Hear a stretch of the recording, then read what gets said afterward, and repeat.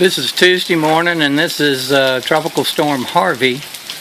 Came in about, I don't know, started coming in about 1 or 2 o'clock this morning, and started raining probably around 6:30. Really started raining good again.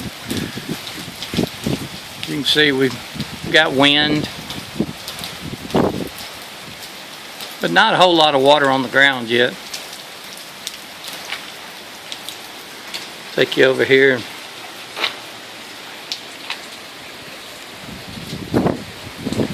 Let you see the back. We got some water down. Got a lot right here up against the house, but that happens all the time. Anyway, we're doing okay. But you can see the wind's cutting up pretty good.